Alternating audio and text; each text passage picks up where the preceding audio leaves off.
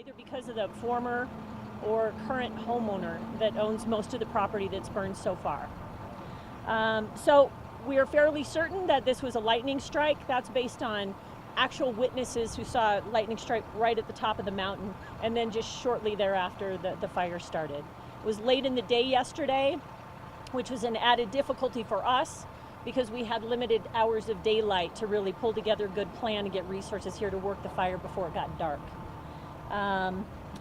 But they worked quickly on the top of the fire. It did what it's supposed to do, which was lay down some last night. But I was told that the down canyon winds caused some very erratic fire behavior last night, and it grew significantly. We're at what we believe to be 200 plus, could be much more than that. We will have an MMA flyover that'll give us some real good totals this morning, and we'll get that to you. Once again, another fire in Jeffco, very challenging terrain. You can see that it is incredibly steep. And the fire guys that were on the scene last night said that every step is rocky. Every step is unsteady. It's very, very vertical. And once again, we're dealing with a lot of rattlesnake activity in that area.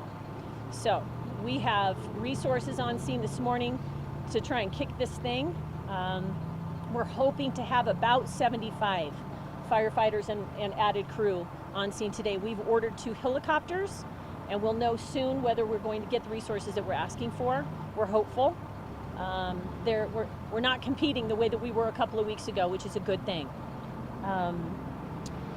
We do a risk assessment on every fire, and on this fire, we obviously are looking at things, items of value like watershed, homes, infrastructure, water supply, roadways, and in this case, we don't have any risks. We have land. There are no homes in the way of this fire right now. So we're going to try and do everything we can to keep it that way. It definitely grew because of the winds. We're having a quiet moment actually, but the winds have been incredibly intense, as you all seen this morning. So that'll continue to be a challenge for us today. That's the update that I have for you. I've got jurisdictions here and some other data, but just let me know what you need. So at this point, there are no firefighters on there, no one working the fire trying to contain things, correct? There actually are firefighters up there now. There are many more coming. We just had a briefing, so we're going to deploy a lot of resources. You're going to see them heading up here soon. But there are some that stayed up here all night long. Are we good?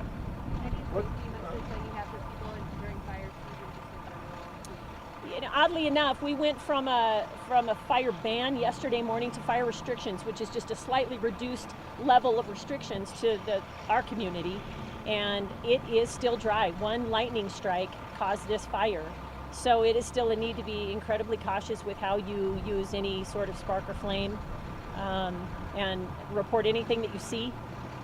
The winds are not in our favor today, but we'll hope for a fire forecast that shows that it looks like it's going to get better this afternoon. We'll wait and see.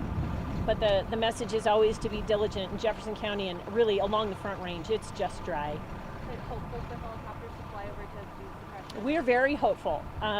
There's always a concern that there's too much wind for them to be able to fly, so we'll get some word on that and we'll tweet that.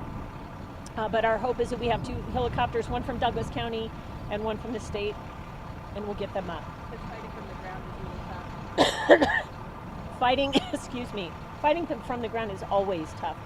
Look at that mountainside. That is incredibly steep. It started at the top, worked its way down to the road last night. They actually held it at the road. So when the road is reopened, you'll see that the fire came all the way down during those heavy gusts that we got. But our efforts today in part will be to do some backfires from the road up and burn up so that we can just try and burn it out. It's being held at the road. It is. And that air support will help us so much. But it's still always the guys on the ground that put these fires out. Okay? Hey Jack, can you just talk a little bit about the resources now compared to what they were 2 weeks ago when you had the fire down south? We think resources are going to be good today. We're still waiting to hear back from the state. We have lots of resources here that showed up this morning. So it's already great news. But we're not competing.